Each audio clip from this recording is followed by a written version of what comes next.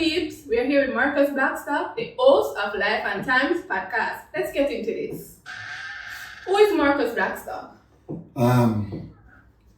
Good day, good night, whichever time you might be seeing this. Well, Marcus Blackstock was born and raised in Trenchtown.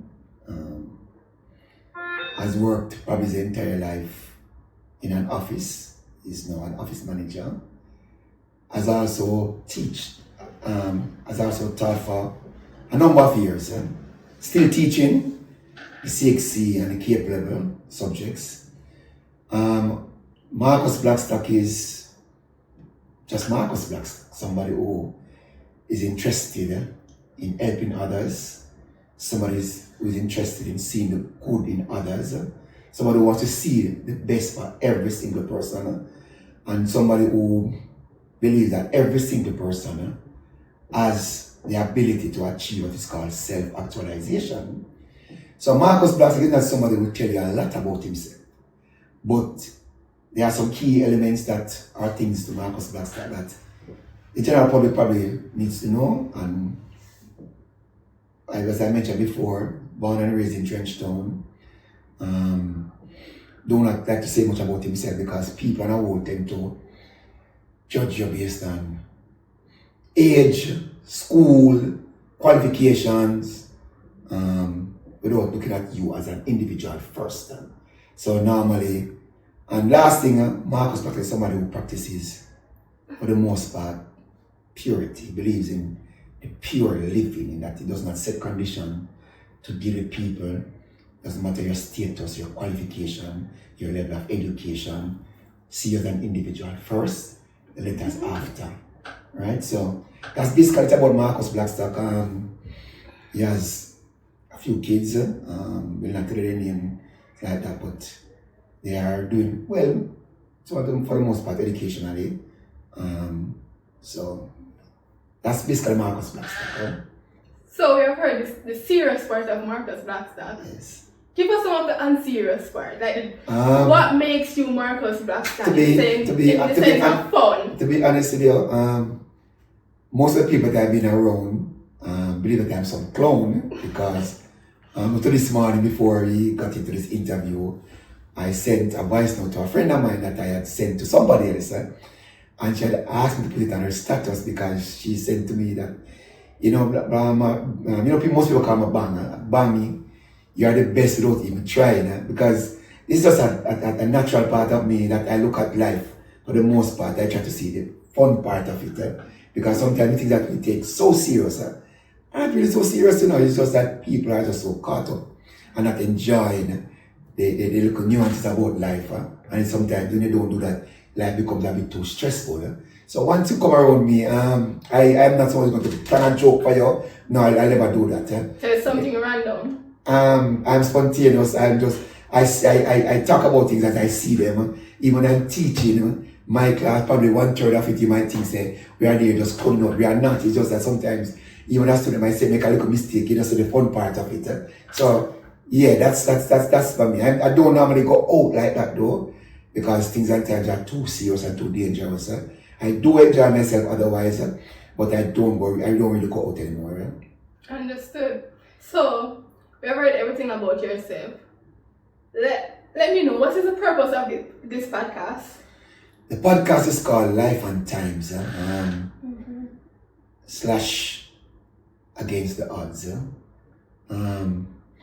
I have been a study in motion with regards to other podcasts. It's something that has stimulated my interest, and I'm not here to bash anybody's podcast. So let us get that disclaimer out. It's not about bashing anybody's podcast, but we want to do something different. Myself and my technical person, Kevin Lam, we work at the same office, and I ran the idea to him some months ago, from last year, and he told me that that's a very good idea, and I recruited him to come on board. He's somebody who's a bit not too camera happy. Yes, he likes to work behind the scene, but we have discussed a number of cases before, and so the whole purpose behind the podcast is to bring out some of the issues that are not been brought up by other podcasts, and to also to see how much we can impact change, because the only thing in life that is constant is change. And I do not believe that a lot of persons in our society are prepared for change. Right? So the whole aim is to impact, especially this younger generation who are a lot more exposed. There's a lot more indiscipline. It is over sexualized. Things like those. Not only that, we also want to interview persons who have fought against the odds to become successful in this life. And I've been teaching for over 25 years, and I've come across people who, from really poor needs, really dirt background, nothing whatsoever. And now I've been their masters, right? I can tell about a particular lady who will be on the podcast who used to work at Amars. And the first time I actually gave her some work to do, and I marked her paper, and I recognized, and I said, the next day I went to class, and I said to her, what you do at Amars? And not bashing Amars, because we're not honest income. Nothing is wrong with that. But sometimes I don't think some of us know how good we are. Right? Until we are told. Right, and I said to her that, what are you doing at Amars? What work you do as a supervisor? And I said to her that, you're much better than this. She said, I think you're much better than that. And so much so that she got those subjects, came back. I don't normally teach her for January people. And she actually do some more January, some classes for January. She did 2 more 6s between September to January, and got them. And now she's working at a prominent government organization in their accounts department as one of the most prominent. And I think right now she's doing her masters.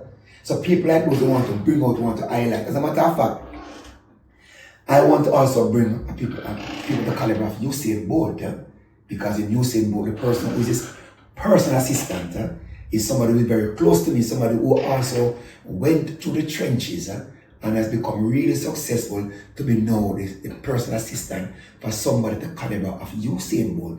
So people like those who want to bring out, if we can bring a massacre, who we believe has sung a lot of inspiring songs in terms of your mentality, your people from the ghetto, things like people like those. So that's the whole purpose of the podcast. I want that not only to be just to be national, to be have an impact national, to also have an impact internationally. Because when you hear some of these stories from some of these people that we're going to interview, it's going to be a tearjerker for a lot of them. I can tell you, the younger generation hearing these stories will change your perspective. No, we can't say it will change them. We hope to change your perspective. So we can look at it at this point of view.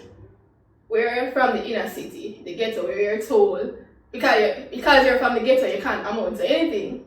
And hearing stories from persons who are all over, from residential area, the inner city, especially persons from the inner city, will show you that listen, no matter where you're from, that doesn't define who you are or where you're going. As a matter of fact, let me tell you, I am not here to announce my personal story. Mm-hmm. That's for another occasion, because I'm writing a book, not about myself, but where I'm from and the level of values I've been exposed to. But I told a friend about where I came from, and I matched it through the years, and he said to me, because he's one of the persons who do a lot of websites for people in Jamaica. They do a website for people from NCB, a lot of Fontana Pharmacy, so somebody who's quite prominent. I don't call his name here. But he said to me, Marcus, this story is something that should be documented and should be in a movie. Right? But I am not, because I am not egotistical. As I said before, my life of living, I practice purity. I should have pointed out to you that in all my years of living, I've never drank alcohol, I've never smoked anything. That's impressive. Right, I've never so I could use that, but I'm not. I like other people's story, and so how much we can collectively impact the generation and even the older person to see how we can make change. That's excellent. So then moving on to our next question. Who is the intended audience? The intended audience, I'll probably give you a sneak preview earlier in my pronunciations, in that people who have struggled for one and have beaten the odds to become successful, people are attending school now. For example, I want to interview a number of university students and to see their mindset, to see, look at the struggles and how they probably plan to overcome any struggles. People are even doing sexy subjects. I want to even interview youngsters who are doing PEP and to see, because we can use probably a youngster who's doing PEP to inspire other PEP students to say, look here, although I'm from the ghetto, although my mother can't find the lunch money for me to go to school every day, I am still putting up my best. So they can use that as inspiration to also ensure that, to say that this is where we are from, this is, right? So, and also, let me just point out here, other person I want to interview, entertainers. DJ Banka is a personal friend of mine. He's going to be one of the first person on our podcast. And I've seen that guy. He has risen from virtual obscurity. Nobody knows about DJ Banka some years ago, right? And through the pandemic, himself and a guy named Chucklebus, they started this online music thing, dance thing, right? Yeah. And I've seen him grow so much that I want him to be, and I've seen him giving back, because quite a few times you'll see him giving things downtown to the homeless and so on. So stories like those, I want to find out from him what has inspired him, right? There are a number of persons who are lawyers, who have come from some background that's really what they question. Why these people are really strong to really fight through those struggles. Lawyers, doctors, people like those who have fought against the odds. Right? Not only that, business people, right? Politicians who want to probably get the Prime Minister to ask him what is he, for example, doing to change the whole concept of this ghettoization and the whole concept of people living in the ghetto. Not against free living, not against, because I believe from people living free, but the truth is, it takes away your ambition to achieve. Because if you get up every day and feel like life stops at your feet, you're not dreaming to be a doctor and engineer anymore. True. And the truth is, our generation of people right now, they are not dreamers. It's just the truth, they are not dreaming to. We are going to find the next listeners and lawyers and doctors, nurses. You're being limited. Right? So we want to find out what are the plans of these politicians to change all of that. And we're not saying that none can change now, but how can we collectively go ahead and change all of that? Right? So that's the intended audience. That's an excellent point. Moving on, I know you have mentioned this previously in some of the other questions that I've asked, but to bring it out in a more preliminary way, what are some of the issues that you intend to highlight? To highlight. All right. Some years ago, I used to write some articles to the Gleaner, so much so that they were so impressed by my articles that they invited me to a symposium at the Gleaner. And it was about social issues, because I'm big on social issues, And I'd written one article that the country is overpopulated, because population has three sections to it. It's overpopulated, unpopulated, and you have the optimum population. Now, being overpopulated means you have too many persons, It's just that the resources are not enough to meet the basic needs of the general population. And the truth is, if you look around our country, a lot of people are not able to live daily, even with the most basic of things. How do we change that? If you go into the ghetto right now, start a fight, you wonder, why is it so many persons are unemployed? Because I'm saying, if you go and start feeling too bad in the ghetto right now, the number of persons just to swarm or come out, it's unbelievable, right? So what we have, idle human resources, we can do much better than this. What are the plans to get the population educated? Because make no bones about it.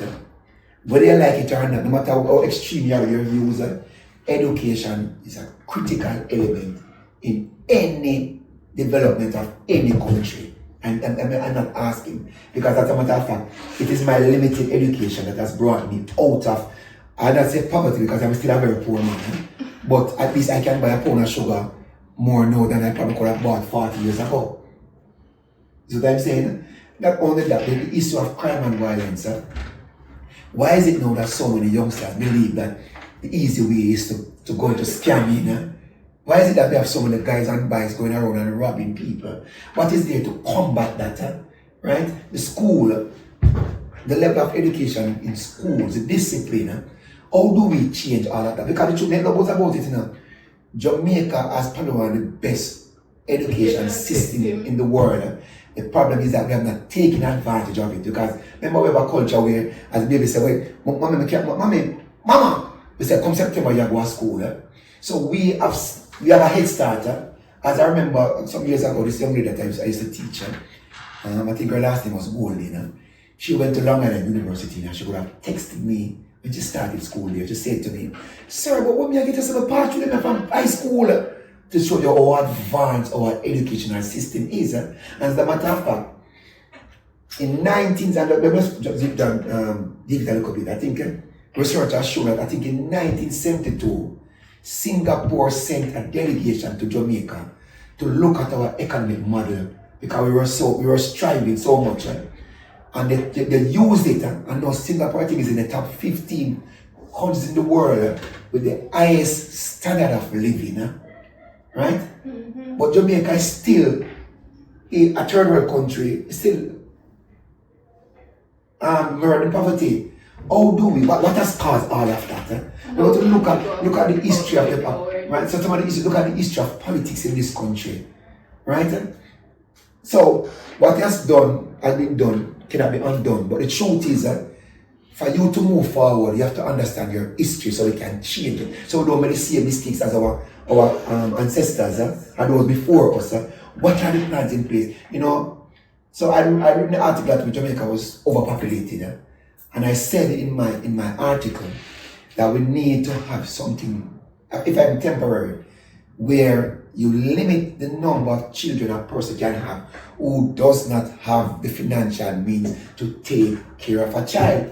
How can you be earning 15,000 a week, but you have 8 children? There should be a limit on that, because it means that if you earn 15,000 a week with 7 or 8 children, how many children out of that can you send to school?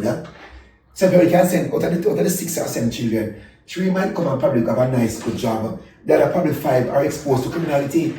How do we change that? We need to go to the root of the problem. So those are some of the issues we need to highlight. And not only that, why is it that some of our children gravitate to negative music? You know, I said to a class recently, to a lot of females, how is it that you play music and you shout for music and you read for music that is degrading women? We need to change that mindset. We need to change that. So, as I said before, the podcast is going to be different. We will go involve religious people, entertainers, the movers and shakers, the politicians, right?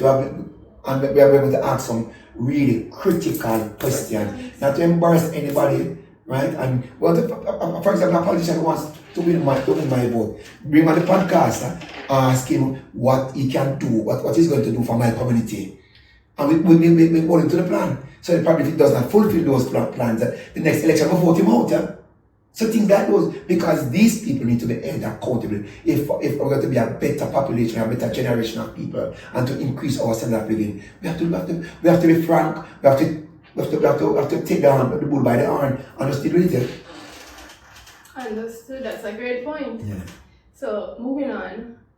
I know you have just started this podcast and it's at a lower level right now. And bright stages, Yes. Tell us, what plans do you have and where do you wish or hope to take this podcast? What is the future for this podcast? Because it seems like a promising podcast. I must say I'm here and I'm intrigued by some of the things and I'm actually gaining knowledge. All right. The aim, as I discussed with Kevin before, because I was so caught up, and you know, education for me is always priority. And you know, another person might not know that I actually teach 9 subjects, 6 at the CXC level and 3 at the CAPE level.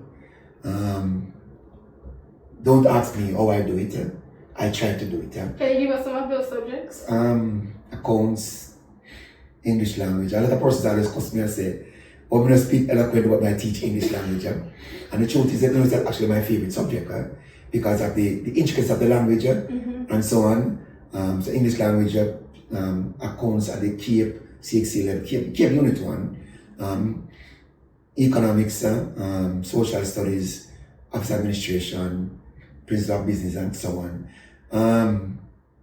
So those are discussed. Communication studies, Because I remember I had a student a couple years ago, did very at the CXC level. I went to sixth form, and I saw my status where she said that she never kill herself over doing anything that comes to this because she never wanted to finish already. So I quietly texted her and said to her, that language is just one aspect of communication. So you need to go and do your schoolwork because you're going to rely on just knowing English language. You'll never pass com studies because language is just one aspect of communication, right? As I said before, we need to take it. I want it to grow in such a way that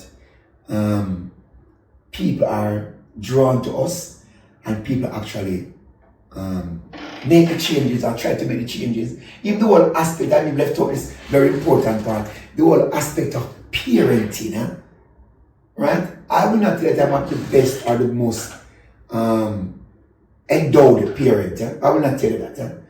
I learn from my mistakes. I make mistakes like everybody else. A lot of persons who are having children are not parents. And children need to be raised by not only persons who just have them as mother and father, who are actually parenting them. Understand me? Because the truth is, when you look at our socialization, it starts from the home. A lot of students who come to school on a daily basis, are so poorly socialized that it shows every day in their behavior. And the poor children at school now are faced with being parent and teacher at the same time for a number of these children. They cannot manage that twofold role, right? So I hope that the podcast can grow so big that international people might be looking to us for information. We'll do our research because we're not come here empty-handed and we cannot. The issues that we come with, they defy logic.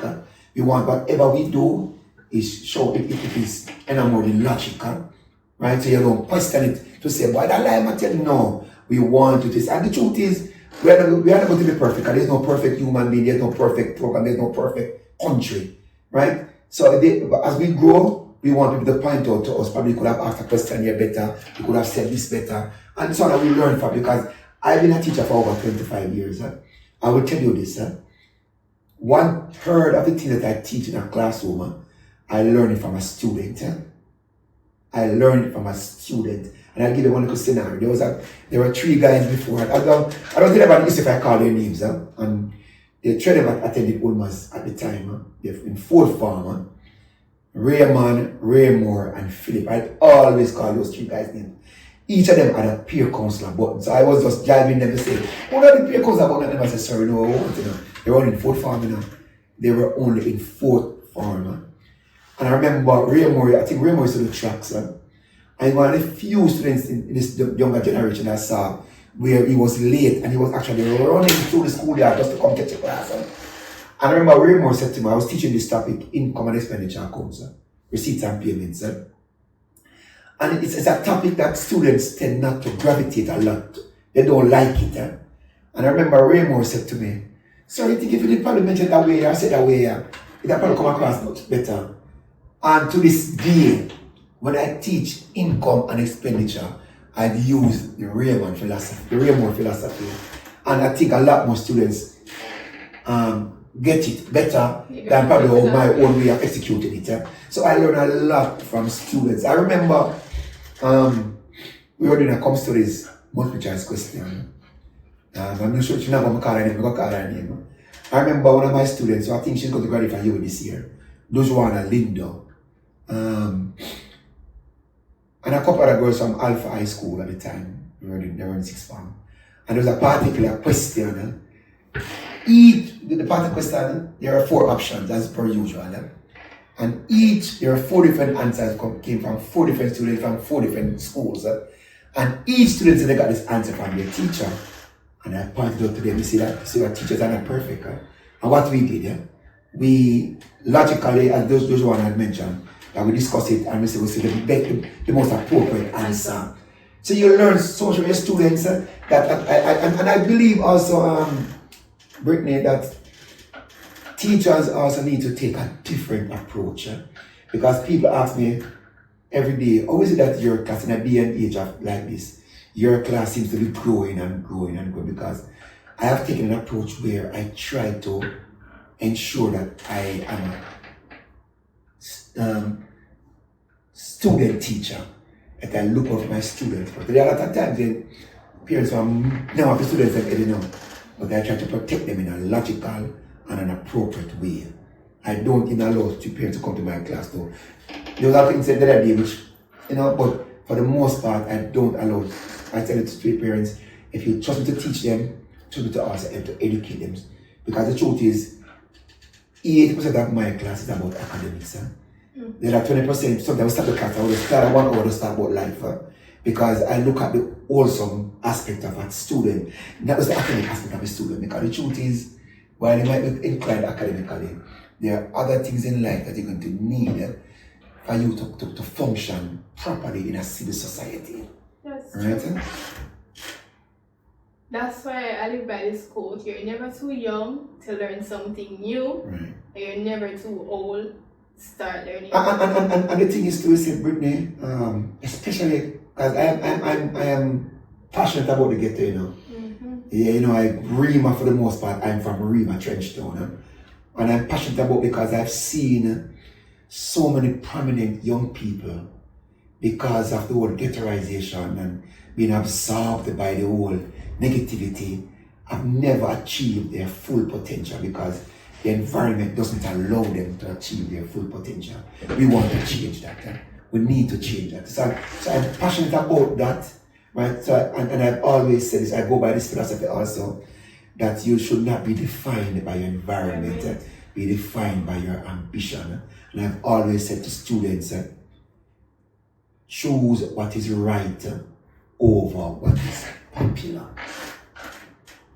That's a great point, especially in this society where the younger generation is they are gravitating towards social media.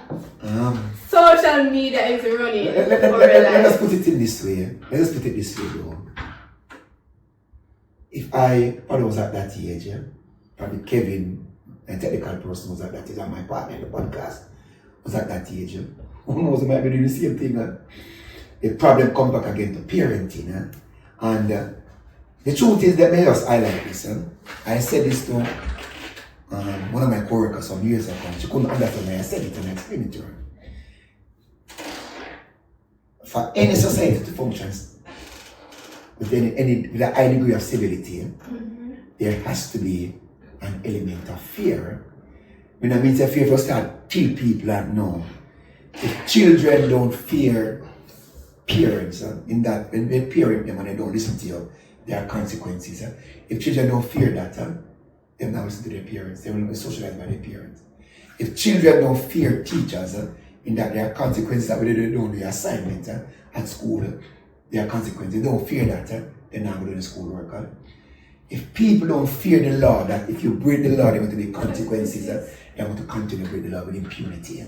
So for any society to function in a high degree, with a high degree of civility and to have a high standard of living, there has to be an element of fear and there has to be accountability in all aspects of society.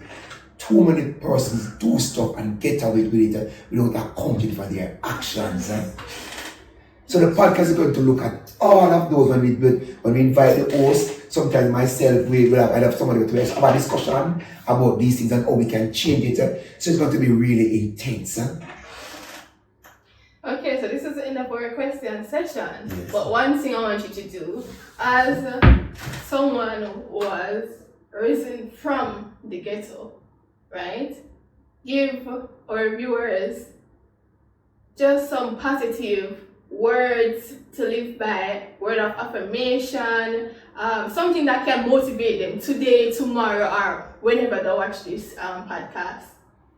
Boy, it's a critical thing to me. I was not really expecting this question, but let me address it. Some words of knowledge or anything. Something that is positive. There is a thing that I live by. It's called humility. Too many persons allow their ego to drive them to do nonsense. The next thing, I do not believe that this generation is strong mentally. It comes from the parenting, stuff from parenting and the environment they're around.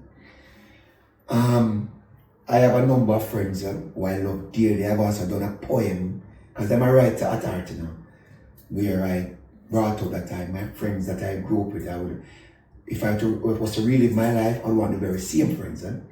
One of the things that I've always done is to ensure that even if I follow a friend to do something, it has to be something positive. Because too many times we absorb and take on what is negative. Right? The next thing, I've always asked this, as poor people, the system was never designed to help us, It was designed for us to help ourselves. But what are we doing to help ourselves? We have to work harder. We have to get back to that where we say, look here, if I want to achieve something, I have to work for it. Too many persons want the easy way out. Other persons don't know this, January, when we start at the start of January, or right back until probably second week in June for the most part, I have classes almost every single day of the week. Right? And I have seen the benefits of it, not only for myself, but for my students. The next thing in terms of being positive and for the younger generation, I'll give you an example. Use your environment, especially the people from the ghetto like myself, as your motivation. The ghetto will show you all the things that you're not supposed to be doing. So if you gravitate to doing the same thing, you might think that you are not different. When I was growing up, I asked my mother, why is it that all of you are going on badness, but every week a gunman gone to jail or a gunman are buried? So, because remember, Brittany, when you reach by the age of like 8, 9, and 10, you yourself can start to differentiate between wrong and right. Nobody has to teach you that, You yourself, your own, is a thing called your own conscience, will tell you. Sometimes a baby probably at 4 or 5 years old, they don't do something wrong and they look at you now because they know what they did was wrong. That is innate. That's human nature. That over time we start to become creatures of our not our habit, of our own understanding. We start to become creatures of our own understanding, so that we start to know from very early, this is not right, this is wrong. Right? So right? And I must say this before we end this interview. A lot of persons have always think that I'm sexist, in that I'm always speaking about the vulnerability of our females. But a man with daughters like myself, I believe that our females are much more vulnerable to the hazards of society. We call it hazards of society. For one, understand this, that we live in a perverted environment. Because a lot of males prey on underage children, they prey on. It's just that it's about sex. A lot of females tend to sometimes play into the hands of that. So to my females in my class, if you walk on the road and a man calls to you, you don't have to answer him, because sometimes silence is also a message. But if you pass some guys 3 times in a row and they call you, you never answer them, but the 4th time you go and you answer them, that's a breakthrough for a man, The next time I come and hold on by your hand, the next thing I said to our females, some of us are raised in very good background, they come Christian homes, parents raise us very well, but we come to school, we meet some friends who were not exposed to that type of teaching. They were exposed to a different type of teaching, they don't see sex as anything and so on, so you become friends with the person in the class. Friend of a little boyfriend on Maxfield. You know your family, your mother go you so well, I look friend on Maxfield. She said to yourself, why for a boyfriend on Maxfield? You never really want to go in, but for your friend, your father. Now that friend her boyfriend as a friend, that boyfriend now want to talk to you. And now you know, not being associated or aware of the what can come for consequences of that. Fall into that. What happens now? You're exposed to having sex. You stop listening to your parents. And because of that, now some of us end up now having children at an early age. Now we as men, that making an excuse for our men, because I don't believe that the laws of our country are strong enough to hold all men accountable for their actions. If when it comes to their children, too many men have 6 or 7 and 8 and 9 children, they don't probably live. Right? But when you have 4 or 5 children for 4 different men, all the money gone about their business and got one in that woman, you are the ones who are always left with those children and struggle with those children. Check the average Jamaican woman in single parents household. Who are the single parents? Females. There are females. So when I say that you are more vulnerable than the males, that's what I'm talking about.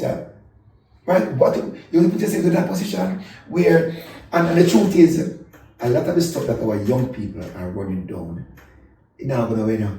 It's always for everybody. Because I told people that if I was taught about this, I was given any sex education and about relationships at an early age, probably I'd have my first child at 35-year-old. And I'm being serious, because the truth is it takes a lot of money to raise a child properly. One of my friends went dead now, rest in peace, Garfield Morgan, has always said this, that from a youth born, a youth after mine. No, it's not like that. If you care for your child in any way, which way, you will want to ensure the best for that child.